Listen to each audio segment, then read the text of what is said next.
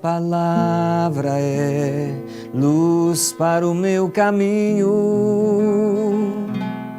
Tua palavra é lâmpada para os meus pés. Que a palavra de Deus possa ser luz para o nosso caminho e lâmpada para os nossos pés.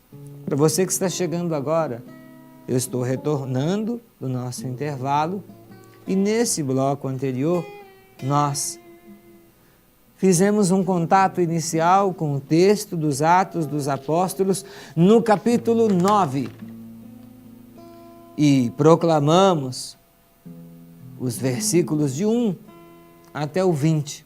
Um texto um tanto extenso, mas que narra para nós o que se deu em torno da figura conhecidíssima da igreja, Paulo, que antes de seu contato com Jesus era conhecido como Saulo, mas que viveu uma experiência de profunda transformação em sua vida e em sua história. Nós queremos rezar um pouco a partir da história da conversão de Paulo. E tudo isso para dizer que é possível mudar. Sabe, Hernani, muitas vezes na nossa vida, sobretudo na experiência inicial da fé, nós recebemos orientações religiosas.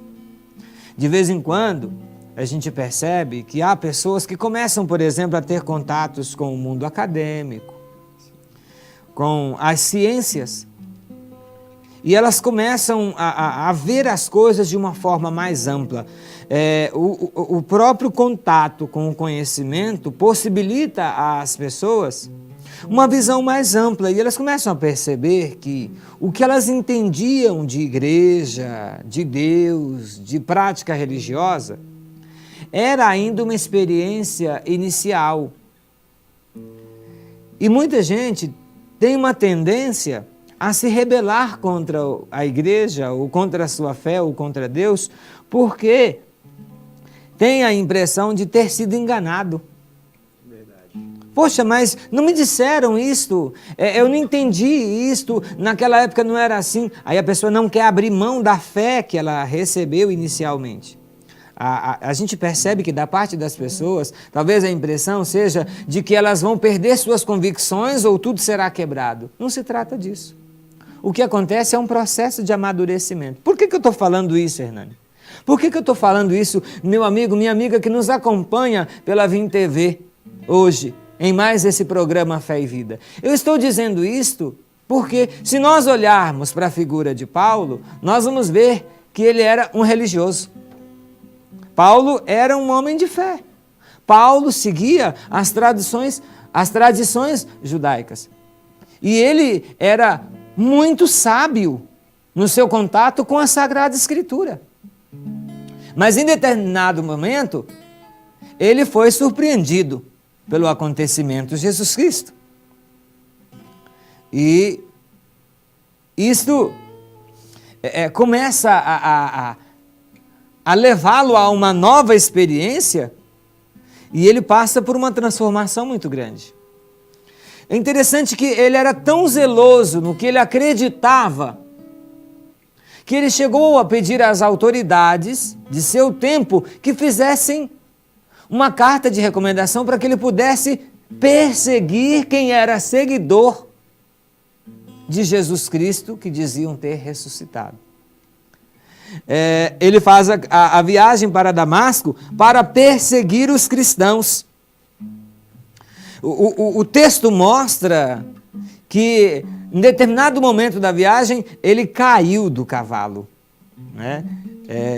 Ele foi surpreendido por uma grande luz e caiu do cavalo. E esta queda foi, na verdade, uma experiência de encontro com Jesus a quem ele perseguia. Por isso que Jesus, Hernani, fala assim: Saulo, Saulo, por que me persegues? Interessante que Saulo era uma pessoa sábia, entendida em muitas coisas das Sagradas Escrituras. Ele defendia ali a sua fé, mas se levantava contra o novo. Às vezes a gente se levanta contra o novo porque não quer abrir mão do que a gente acredita, da experiência que a gente fez. E aí o que acontece? Ele cai do cavalo. Eu sempre gosto de fazer algumas considerações importantes sobre isso. A queda do cavalo, na minha leitura da história vivida por Saulo, é mais que uma queda física. Muita gente cai do cavalo e levanta e continua a viagem, né? Nós que moramos aqui na região norte mineira sabemos muito bem disso, né? Eu já caí do cavalo, né? Quanta gente já não caiu do cavalo? Cair do cavalo é uma experiência simples. Agora, cair do cavalo e ter uma experiência da manifestação de Deus Filho, porque uma grande luz envolve Paulo naquela queda. Então, eu vejo assim que quando ele cai do cavalo, ele cai do cavalo, mas ao mesmo tempo a queda dele é o reerguimento dele. Por quê? Ele cai do cavalo e cai na real. E o cair na real não é declínio, mas é reerguimento. É abrir os olhos para a realidade. É deixar-se tocar pelo novo de nosso Senhor Jesus Cristo. Interessante, isso me chama muita atenção.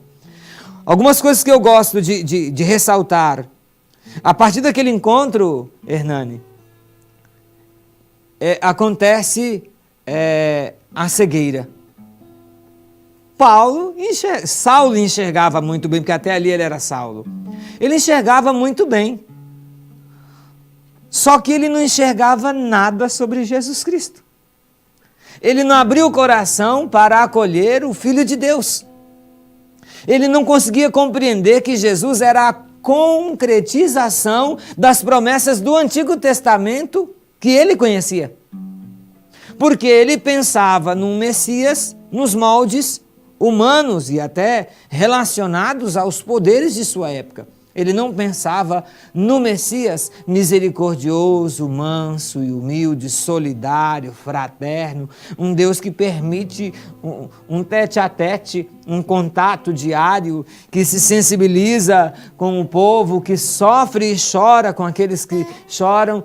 Mas quando ele cai do cavalo, ele cai na real, porque ele se abre a essa experiência. E ele que enxergava muito bem, naquela queda, percebe que não enxergava nada.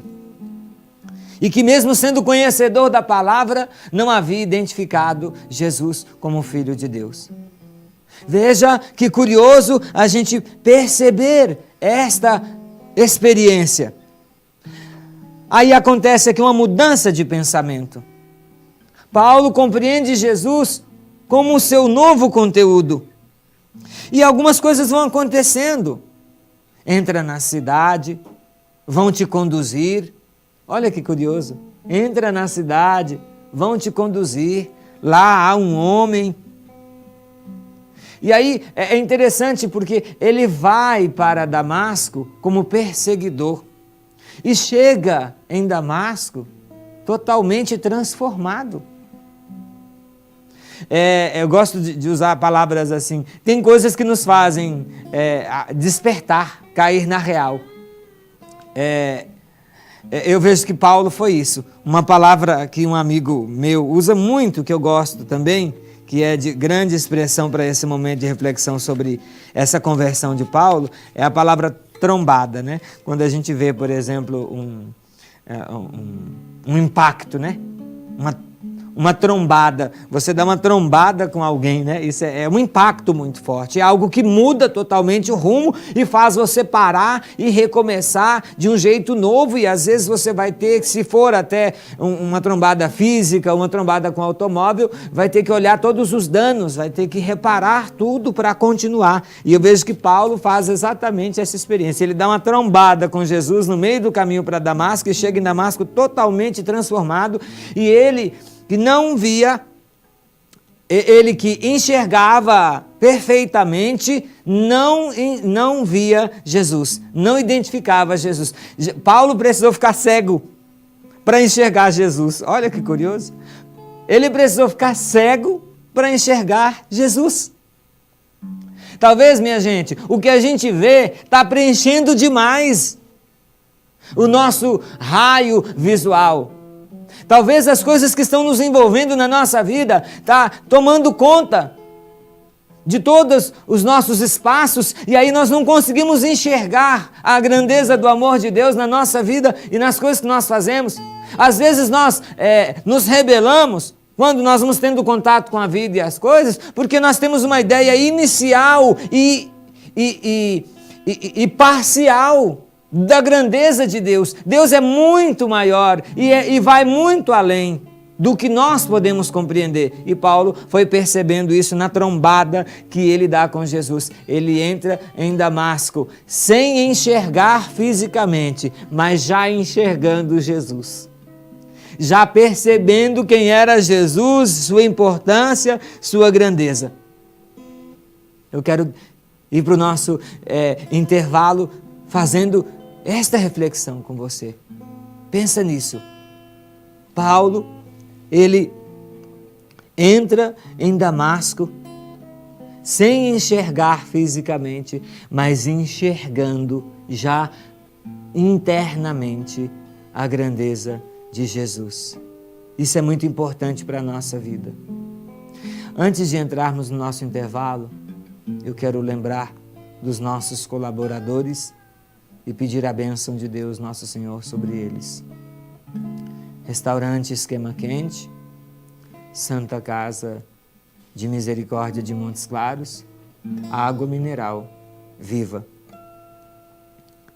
São pessoas que nos ajudam a trazer essa reflexão para você, apoiando o programa Fé e Vida.